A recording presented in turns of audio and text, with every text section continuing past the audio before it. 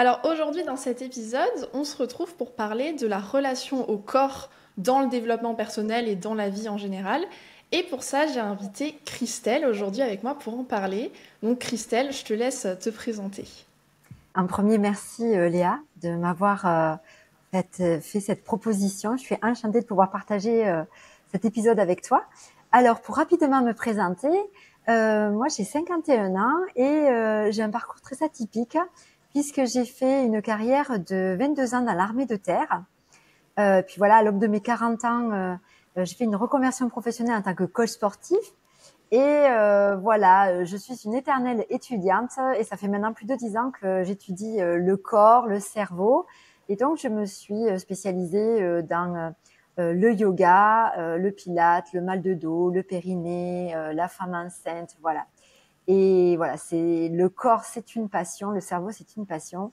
Et j'ai hâte aussi de partager voilà un petit peu mon expérience et ce que j'ai expérimenté et pour pouvoir aider les auditeurs. Génial. Et du coup, ça a été quoi le déclic qui t'a poussé à justement tourner vers le yoga? Alors, le déclic, ça a été que je viens du monde de la course à pied. Déjà, en tant que militaire, voilà, ça fait partie du sport du militaire.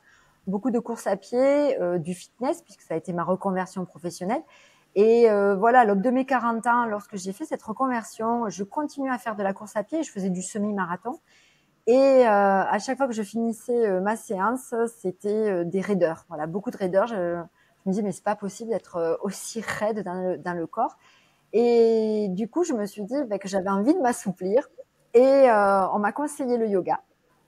Et très honnêtement, quand j'ai expérimenté le yoga, parce qu'il en existe beaucoup, Mhm, je oui. n'ai pas du tout adhéré. C'était voilà.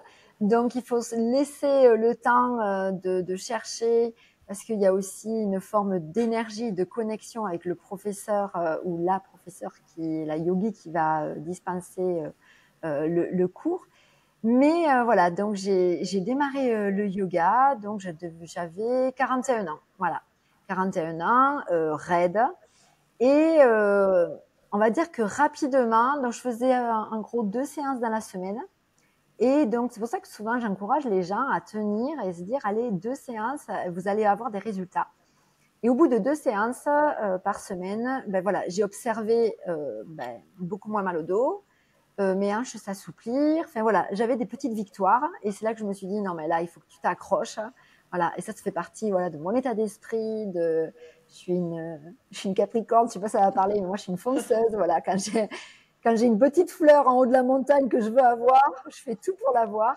Donc là je me suis dit accroche-toi Christelle au yoga et ça va être un peu la porte de la souplesse et ça a été bien plus que ça, vraiment. Trop bien, trop trop bien.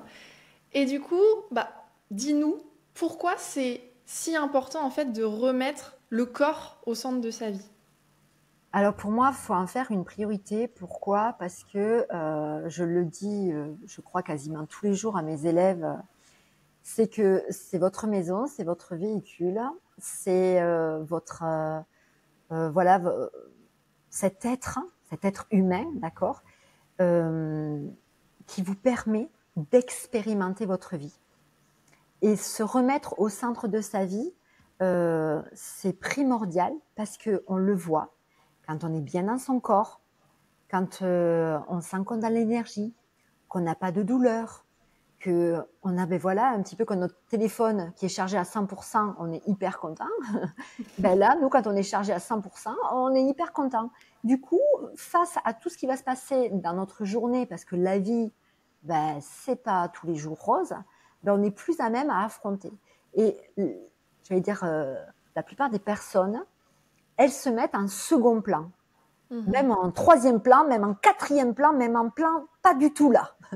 Et c'est dommage parce que c'est quand arrive soit la maladie, soit un accident, voilà, soit la perte de quelque chose dans son corps, que on touche du doigt, que là on se dit ah oui c'est quand même important le corps. Mhm. Et quand on apprend à se connaître, parce qu'on est tous différents, moi j'adore dire que notre corps c'est une machine merveilleuse, exceptionnelle, c'est une voilà, c'est magnifique le corps, c'est magnifique tout ce qu'on est capable de vivre, d'expérimenter et de faire. Et rien que pour ça, tous les jours, voilà, on devrait toucher du doigt le bonheur d'avoir un corps. Et beaucoup de personnes euh, vont chouchouter leur maison, leur voiture, et ne pensent pas à chouchouter leur corps.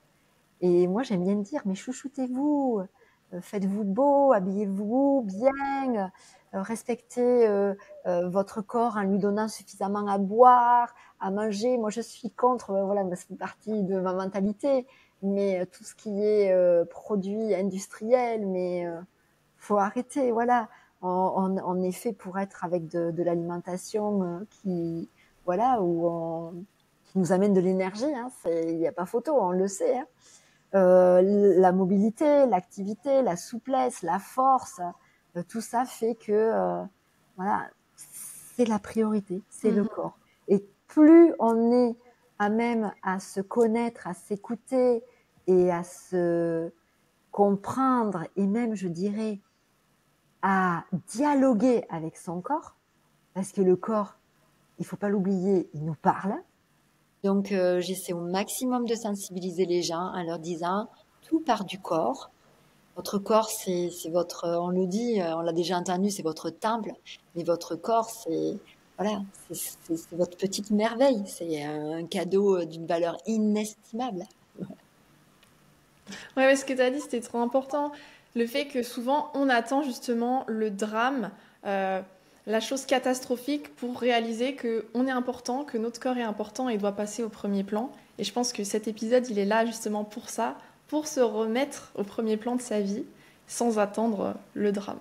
Et Oui. du coup, j'ai envie de te demander ton point de vue autour du lien entre le corps et l'esprit.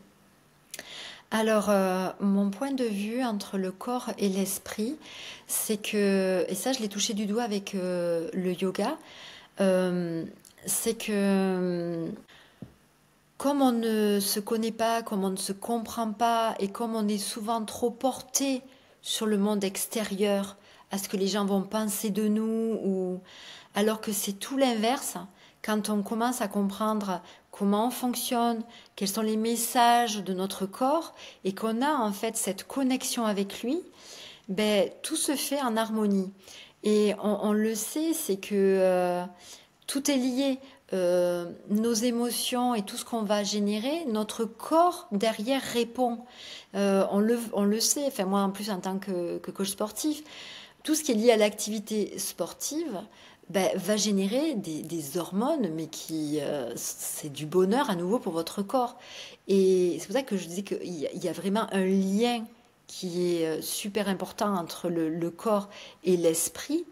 Et on le voit puisque le corps, quand on arrive à faire des choses avec, eh ben, notre esprit, de seul coup, est modifié. C'est-à-dire que on prend plus confiance en soi, on a un changement de posture, on a un changement d'image de soi, d'estime. Et c'est pour ça que c'est important ce lien.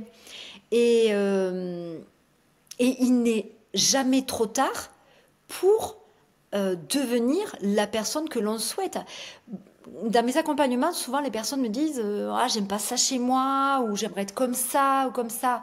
Et c'est ok, c'est possible. Voilà. Et le lien se fait, c'est hyper puissant entre le corps et l'esprit, puisque j'allais dire, ça ne fait que un. C'est vraiment, on ne fait que un. Souvent, on veut dissocier, souvent, on oublie notre corps, alors qu'on doit absolument se reconnecter à lui. Et se reconnecter à lui, c'est apprendre à s'observer. Observer comment on se tient, observer nos gestes, observer notre façon de parler, observer bah, si on dort bien, si on est suffisamment actif. On en parlait tout à l'heure, le fait de marcher ou d'être actif. C'est plein de petites choses comme ça qui font que on se reconnecte. Et on en parlait en plus tout à l'heure avec toi, c'est souvent on comprend des choses parce qu'il nous arrive telle ou telle situation ou telle, on va dire, on va dire, un deuil ou un licenciement ou un divorce ou une blessure plus jeune, voilà, des amitiés, voilà. Il y a tellement de bouleversements et de choses qui se passent dans la vie que quelquefois on a besoin de comprendre et on le comprend. Ça, c'est magique. On Mm. dit, ah, j'ai tout compris dans ma tête. Et d'ailleurs, souvent dans la tête, tout est bien. On a tout bien compris, voilà. Mais il faut l'expérimenter par le corps. Il faut se reconnecter au corps. C'est l'image de j'apprends à nager sur le papier, mais si tu te mets pas dans l'eau, eh ben, tu vas jamais expérimenter et tu ne sauras jamais nager.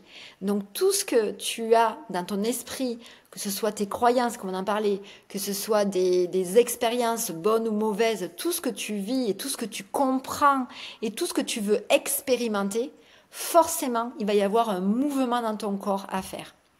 Et voilà, ce mouvement, ça peut être par des changements d'habitude, par ce que je te disais, soit l'activité sportive, soit le yoga, soit, comme on en parlait, de la respiration. Voilà, il y a plein de choses qui peuvent permettre à se reconnecter au corps. Mhm. Mhm. Oui, oui, c'est trop important parce que beaucoup de gens se retrouvent dans cette situation dans le développement personnel mais j'ai fait des accompagnements, mais j'ai lu des livres, mais j'ai vu plein de vidéos, j'ai compris plein de choses. Dans ma tête, tout est clair, mais dans ma vie, ça bouge pas. Et vraiment, la clé, et je l'ai expérimenté moi-même, c'est le corps. Et du coup, si on rentre plus précisément dans les pratiques ou les activités qu'on peut faire et quels sont les bienfaits. Alors, bah, des activités, j'allais dire, il en existe moult.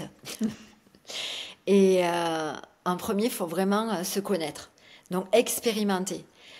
Oser faire plein de choses. Et je te donnais mon exemple, c'est que ben moi, au fil des années, j'ai expérimenté mais plein de sports. Et là où je suis bien, ce sont dans les sports solitaires. Moi, j'aime être dans les sports solitaires. Voilà. C'est là où je reprends mon énergie, où je me sens connectée à moi. Voilà. Je ne dis pas que je n'aime pas faire une activité ponctuellement avec un groupe.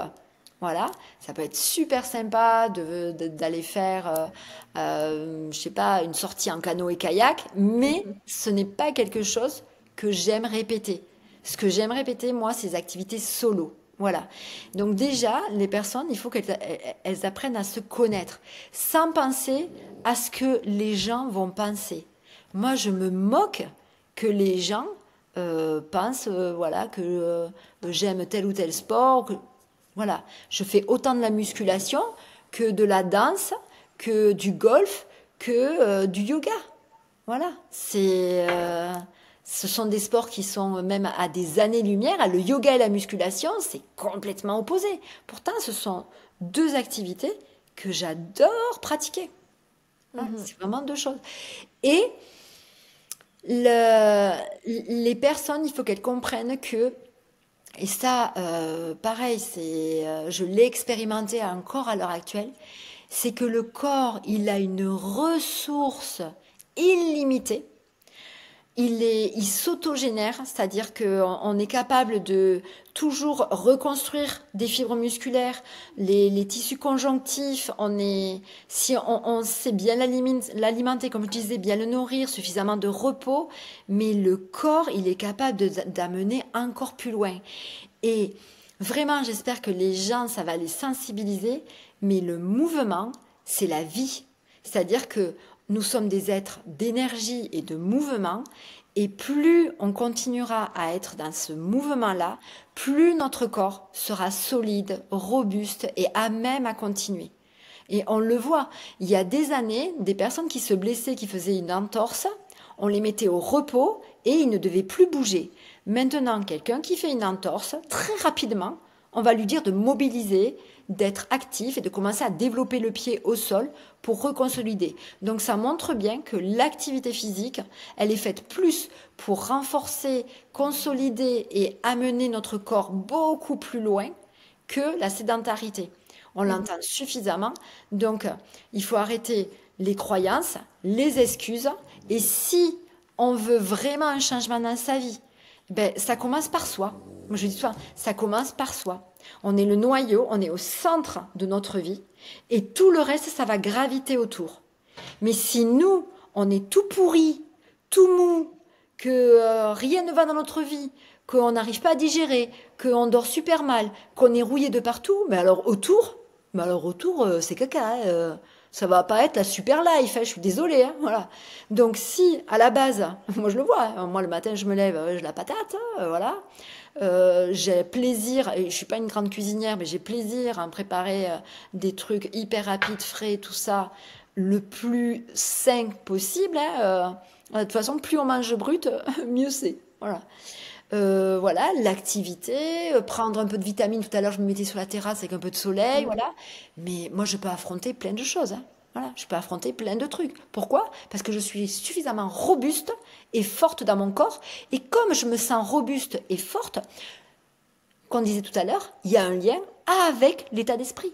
Je me sens hyper robuste et hyper forte dans ma tête. Voilà. Mhm. Mm. Et là, tu as parlé justement des croyances, et je pense que ça peut être hyper important d'aller voir quelles sont les croyances limitantes qu'on retrouve souvent par rapport au corps, au mouvement. Alors, celle qu'on retrouve le plus, c'est j'aime pas le sport, je suis pas faite pour le sport, ou je suis pas fait pour le sport, j'aime pas courir, j'aime pas la musculation, il faut être souple pour faire du yoga, j'ai peur de ce que les gens vont penser de moi, j'ai peur du regard de l'autre. Enfin voilà, mais stop, faut arrêter. Vous avez qu'une vie, vous avez qu'un corps. Si vous vous arrêtez à ça, ça va pas le faire. Et puis les croyances, c'est juste quelque chose qu'on a pris pour acquis parce qu'on a eu soit quelqu'un qui nous l'a dit, soit une mauvaise expérience. Voilà. Mais moi, la première, moi j'étais raide, j'en ai parlé dans ma présentation, j'étais raide. Bon ben voilà, j'ai changé ma croyance, je me suis dit je vais m'assouplir, à plus de 40 ans, oui, je vais m'assouplir. Voilà, et du moment que là-haut, je me suis dit je vais m'assouplir, je suis assidue et que je suis mais 100% convaincue, moi alors là c'est 100% convaincue, et je l'ai dit tout à l'heure, le corps, il s'adapte. Le corps, il s'étire, il fabrique des fibres plus longues, voilà. Et ça, quand je l'ai compris, je me suis dit c'est bon, et ce que je dis à mes élèves, tu vas t'assouplir. Tu vas t'assouplir. Voilà. Moi, je leur mets dans la tête des croyances aidantes. Tu vas t'assouplir. Si, t'es fait pour la musculation. Si, t'es fait pour le yoga. Si. Voilà. Et c'est juste. Il y a une phrase que je dis aussi dans mes cours. Quand, par exemple, en yoga, je fais faire la posture sur la tête. Voilà. Mm-hmm. Beaucoup de personnes me disent, ah ben non, mais moi, non, jamais je vais arriver à faire ça. Je leur dis, mais arrêtez avec votre petit scénario dans la tête. Arrêtez de croire ce que vous êtes en train de vous dire. C'est parce que les gens sont en train de se répéter et ils croient au scénario qu'ils sont en train de se dire. Donc je leur dis, changez votre dialogue interne. Changez-le. Il suffit juste de changer de disque. Et ça, tout le monde est capable. Tout le monde est capable de changer son dialogue interne. Au lieu de dire, ah mais jamais je vais arriver à faire la posture de la tête, je leur dis, si. Ça mettra peut-être du temps, mais tu vas réussir. Il n'y a rien dans ton corps qui dit que tu ne vas pas réussir. Il n'y a rien du tout. Voilà. Donc, c'est juste d'arrêter de croire ce qu'on est en train de se raconter dans la tête. Voilà. Ça, on est très fort. On est très, très fort pour se raconter des histoires et y croire. Hein. Voilà. Ouais. Donc, si on peut changer notre dialogue et croire à ce nouveau dialogue, c'est comme ça qu'on déconstruit nos croyances. Hein. Voilà. Totalement, le dialogue intérieur, je pense que c'est un point essentiel dans le développement personnel. Et si on zoome un peu sur le yoga, ouais. Comment ça peut aider justement avec la confiance en soi, avec l'énergie, les émotions, toutes ces choses-là? Alors, le yoga, en premier, s'il y a des personnes qui veulent se mettre au yoga, moi j'encourage vraiment à ne pas s'arrêter si le premier cours n'a pas matché, que ce soit au niveau de l'énergie ou de la discipline, puisque comme je disais, il y a différents types de yoga, ou même avec le professeur, d'accord? Laissez-vous la possibilité de tester plusieurs yogas, d'accord? C'est pas une perte de temps. C'est au contraire une expérimentation et de voir ce qui nous plaît et ce qui nous plaît pas. C'est comme si on vient à goûter du chocolat blanc, du chocolat au lait et du chocolat noir, eh ben on aura une préférence à un moment donné. Voilà. Donc là, ben, c'est pareil. Vous essayez du yin, du vinyasa ou du hatha. Attention, là, les gens disent, ah, elle m'a perdu. Mais c'est ça, il y a différents yogas. Vous testez et puis là, vous dites, ah ben, tiens, moi j'ai testé, hein. J'en ai testé plein de yogas. Et puis à un moment, j'ai dit, ah, ça me plaît. Ben, je voulais quelque chose de dynamique. J'ai dit, ça me plaît, le vinyasa, c'est dynamique. J'ai pas vu passer le temps. J'ai transpiré. Voilà. C'est ce que je cherchais. Voilà. Donc, en premier, ça. Et rappelle-moi ce que tu m'as dit, pardon, j'ai perdu le fil, c'est mon cerveau qui est parti. Le lien avec les émotions, Oui, l'énergie, la en confiance en fait, soi. voilà, nous sommes des êtres d'énergie. Voilà, ça c'est Einstein qui l'a démontré, hein, voilà, ici il y a plein d'énergie. Voilà.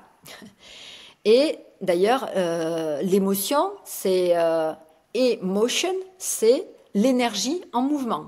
Voilà. Donc, nous sommes des êtres d'énergie, nous sommes des êtres d'émotion.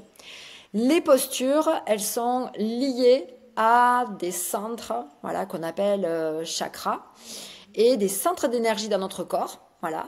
Non, je ne suis pas perchée. Voilà, c'est vraiment, c'est démontré. Et votre corps fonctionne comme ça. La preuve en est, si vous ouvrez vos épaules vers l'arrière et que vous sortez le plexus solaire, ici, voilà, et que vous levez la tête, en général, on se sent plutôt bien. Pour peu que vous souriez, votre cerveau, il est content. Voilà, vous savez pas pourquoi, mais rien que on voit que le mouvement et le changement de posture fait que au niveau énergétique, ça a changé. Voilà. Les postures, ben, il y en a beaucoup. Et la force du yoga, moi c'est ça qui m'a plu en fait, c'est que on fait autant de force que de souplesse, tout en connectant notre respiration. Donc comme on est, on va dire un petit peu dans une bulle où on va se connecter à notre corps, on cherche un ancrage dans le sol, on cherche un étirement de la colonne, une ouverture au niveau ici de la posture, on connecte notre respiration, du coup notre mental, ben, il est focus là-dessus et c'est tout ça qui fait qu'il y a un lien qui va opérer et une connexion qui va se faire. Et ça, on va le ressentir et c'est là que vous serez dans au bon endroit. Moi, il y a eu des cours où mon esprit, il est parti. Je regardais l'heure et tout. C'est que j'étais pas connectée. J'étais pas connectée, je trouvais ça long, je trouvais ça dur, ça me plaisait pas, voilà. Mais quand on arrive à faire cette connexion au corps, à l'alignement, qu'on ressent et qu'on respire, enfin il y a un alignement, c'est incroyable. Et il y a un truc aussi que j'ai vécu et que j'expérimente, c'est que il y a un lien, comme je disais, avec les émotions, les postures, le mental et le corps. Et quelquefois, à la fin d'une pratique de yoga, moi ça m'est arrivé, c'est pour ça que je le dis, on peut pleurer, voilà, parce qu'il s'est passé quelque chose. Il s'est passé quelque chose. Et le pleur, ça ne veut pas dire qu'on est triste. C'est une énergie en mouvement. Donc il y a quelque chose qu'il faut faire sortir de notre corps. Voilà. Ça peut être, il y en a qui rient d'un seul coup. Voilà. Il y a peut-être un moment, un petit peu de nostalgie, ou voilà, il y a des choses qui vont sortir. Et c'est pour ça que j'encourage beaucoup de personnes, enfin, je dirais même tout le monde, à faire un petit peu de yoga. Donc moi, souvent dans les cours, ben, j'encourage à apprendre les salutations, parce que les salutations au soleil, ben, tout le monde devrait les faire, parce que c'est le réveil de notre corps, voilà, quelque part. On réveille notre corps. Donc voilà, je ne sais pas si ça va inspirer les gens et donner envie à découvrir le yoga, mais le yoga, là aussi, beaucoup de personnes ont des croyances sur faut manger des graines, faut rester en tailleur, faut faire des non, il faut s'ouvrir, il faut pas rester figé avec des images comme ça. C'est pour ça que je dis expérimentez tout ce que vous pouvez expérimenter, expérimentez-le. C'est pas facile à dire ça, expérimentez-le. Génial, merci pour tout ça. Et est-ce que tu as des conseils à donner, pas forcément dans le yoga, mais plus pour se reconnecter à son corps, pour des Oui. personnes qui débutent? On entend souvent par exemple la méditation, ce genre de choses. Oui. Alors, pour se reconnecter à soi, c'est en premier, je sais qu'il y a des personnes, peut-être que ça va leur créer peut-être un peu de peur ou d'angoisse, se retrouver seules.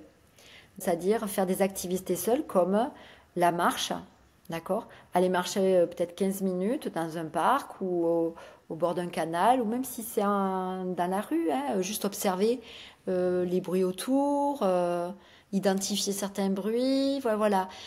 Faire une reconnexion avec nos sens. Voilà, on a des sens, on a la chance, que je disais, la chance de tenir sur nos deux pieds. Je le souhaite à tout le monde, de tenir sur nos deux pieds, d'avoir nos bras, nos mains, nos yeux, nos oreilles, qu'on puisse parler, sentir, goûter, toucher. Rien que quelquefois, ce que je disais tout à l'heure, j'ai senti le soleil. Ça, voilà, ça c'est des petites connexions, se reconnecter. On a des sens, jouer sur les sens. Ça peut vraiment aider à se reconnecter. Deuxième connexion, si on est réfractaire à la méditation, ce que je peux comprendre, voilà, parce que pareil, rester assis et respirer, c'est peut-être pas quelque chose qui va parler ou calmer son mental. Il faut savoir que c'est très très dur de calmer son mental. On a à peu près 62 000 pensées dans la journée, donc calmer son mental c'est très très difficile. Donc juste être en conscience, voilà, observer comment on est dans la vie. Et ce qui peut vraiment aider aussi, c'est de la respiration. Faire en gros 10 respirations, ça va aider, pareil, à se reconnecter, ressentir l'air, ressentir juste la fraîcheur dans les narines. Est-ce que je sens dans ma gorge? Est-ce que je sens mon ventre se gonfler? Voilà, c'est ça, se connecter à son corps. C'est utiliser ses sens, utiliser la respiration et rester un petit peu seul. Voilà. Être seul, c'est le meilleur moyen de se connaître. Voilà. Mhm. Et tu me parlais tout à l'heure aussi qu'il y avait d'autres façons en fait de faire de la méditation, l'important c'était d'être en conscience et qu'en fait on peut le faire à plein de moments dans la journée. Voilà. Parce que la méditation, c'est surtout pour calmer ce qu'on appelle nos pensées, d'accord? Donc parce que en plus, moi je suis quelqu'un qui a des pensées en arborescence. C'est-à-dire que c'est pour ça que quelquefois je te dis c'est quoi que tu m'as posé comme question, parce que je pense tout le temps à des petits trucs qui peuvent se rattacher et j'aimerais parler de ça et puis de ça et de ça. Donc c'est aussi pour ça que moi je me suis posée sur la méditation, parce que je voulais apprendre à me calmer là-haut et je fais de la respiration. Voilà. Et dans mes cours, j'apprends aux personnes à respirer. C'est tout bête, mais la respiration, c'est une des clés. D'ailleurs, on le voit, j'aime bien dire, quand un enfant, d'un seul coup, il a une contrariété, il fait des... Voilà. Les enfants, c'est ça. D'un seul coup, ils ont une contrariété, la respiration, et ça nous arrive aussi. On a une contrariété ou quelque chose, on sent qu'on a le souffle coupé. Enfin voilà. Donc on voit bien qu'il y a un lien très fort avec la respiration. Et pour en revenir à un état de conscience, dont la méditation, c'est apprendre à être conscience de ce moment-là. Ça peut être observer son corps, observer sa respiration. Et si des pensées arrivent, juste s'en apercevoir et la laisser partir et on se reconnecte à soi. Mais ça, on peut le faire tout au long de la journée. Tout au long de la journée, c'est-à-dire être en conscience, comme je disais tout à l'heure. Je me suis posée, c'était quelques minutes, j'ai étendu mes jambes, j'ai ressenti mes jambes, j'ai ressenti le soleil, je respire, voilà. Je fais de la méditation. Pour moi, c'est ça. Je suis à un moment en conscience et je suis posée. Et ça peut être, je cuisine. Je cuisine, je suis en conscience, je peux observer. Je peux observer mes aliments, je peux écouter le bruit que ça fait. C'est juste poser son mental et essayer de garder cette position de conscience. Et j'aime bien dire, c'est mettre sur pause les choses. Hop, je me mets sur pause et j'observe. Je suis désolée, peut-être qu'on entend mon chien ronfler. Non? Non, ça va. J'ai un petit boubou français. Elle ronfle. Elle est partie là. Voilà, donc j'espère que ça peut aider. C'est s'observer. Je crois que je l'ai dit en plus plusieurs fois dans le podcast. S'observer. Plus on s'observe, nos comportements, nos réactions, nos gestes, voilà. Et plus on arrive à se comprendre, voilà. Et à être en lien avec soi. Totalement. Et une dernière chose dont on a parlé tout à l'heure, c'est la gratitude. Oui. Ah ouais. Comment on l'intègre dans son quotidien et quel est le lien justement avec le corps? Alors, moi, la gratitude, je l'intègre le matin et le soir. Voilà. Et j'encourage vraiment tout le monde à le faire. Ça prend pas beaucoup de temps. Voilà. Mais le matin, et ce que je disais à mon fils encore ce matin quand on était à la salle de sport, je lui ai dit, qui sait si demain tu ouvres les yeux? Tu ne le sais pas. Tu vois, ta journée se présente à toi. Il va se passer plein de choses. Le soir, tu vas fermer tes yeux. Mais le lendemain, il n'y a rien qui te dit que tu vas les ouvrir. Donc, quand tu ouvres les yeux, déjà, remercie parce que, yes, I'm alive! Voilà. Tu te lèves, et bien la gratitude, c'est en fait remercier toutes les petites choses qui semblent peut-être acquises, mais qui ne le sont pas. Être debout, on pense que c'est acquis, mais ça ne l'est peut-être pas. Ou ça ne sera peut-être plus. Ouais. Ce que je te disais, moi, quand je prends ma douche, ben, je remercie parce que j'ai de l'eau chaude qui coule. Et je peux vous dire qu'en tant que militaire, j'ai déjà pris de l'eau, des douches qui n'étaient pas chaudes. Donc quand on a une douche bien chaude, eh ben on remercie. Remercier, c'est des trucs tout bêtes. Hein. Moi, je remercie d'avoir encore mon toit au-dessus de la tête, d'avoir quand je tourne le bouton, j'ai de l'électricité. Quand je tourne le robinet, j'ai de l'eau. Et c'est ça, en fait, la gratitude. C'est remercier tout ce qu'on a. Remercier voilà le fait de tout simplement d'être en vie. Donc le matin, ça peut être tout bête, hein, on fait 3 petites gratitudes sur ça. Et le soir, remettre son mental sur, à nouveau, qu'est-ce que c'est que je peux remercier dans ma journée. Voilà. Et c'est tellement, voilà, comme on dit, gratifiant. Voilà. Le cerveau, il aime ça. Il faut rester sur des choses qui nous tirent vers le haut que des trucs qui nous sont arrivés, qui nous sont down et tout. On est tous dans le même bateau. Tout le monde a des malheurs, tout le monde a des deuils, tout le monde a des... Tout le monde. Il n'y a pas une personne qui dit « Ouais, moi, dans ma vie, tout va super bien. » Non, non, on a tous vécu des choses à des moments où ça va pas. Voilà. Donc, mettre son focus sur tout ce qu'il y a de bon dans ma vie. Voilà. Et c'est tellement pareil... super de s'endormir en disant waouh, chouette, je suis contente. Par exemple, tu vois, là, ce soir, ça sera un moment de gratitude. Le fait que tu m'aies proposé ce podcast avec toi, moi, je suis hyper contente et je t'en remercie encore. Voilà. Tu vois, c'est des petites choses qui font que ça te remplit. Ouais, je ferai la même chose ce soir. Voilà, ma jolie Léa. En tout cas, merci beaucoup pour tout ça, Avec pour grand toutes ces plaisir. informations. Et si on fait un petit récapitulatif, donc l'importance de se mettre en mouvement, soit par des activités sportives ou des pratiques corporelles, des disciplines comme le yoga, pour se reconnecter à son corps, à ses émotions, à son énergie, le mouvement. Et aussi tout ce qui est s'observer, penser à la respiration, à la gratitude. Complètement. Génial. Merci beaucoup et j'espère que ça va parler à tous les gens qui nous écouteront. J'espère aussi, hein, surtout, sentez-vous libre de mettre tout ce que ça vous a apporté, cet échange. C'est avec grand plaisir qu'on prendra le temps d'y répondre. Oui, et dernier point, donc je mettrai ton Instagram. Si on veut faire du yoga avec toi, tu as un studio. Il est situé dans quelle ville? Alors moi, je suis à Carcassonne, dans le sud de la France. Mais là, je suis en train de regarder pour mettre aussi des cours en ligne. Donc, voilà, c'est un projet. Génial. Et on a hâte de voir ça. Merci Léa.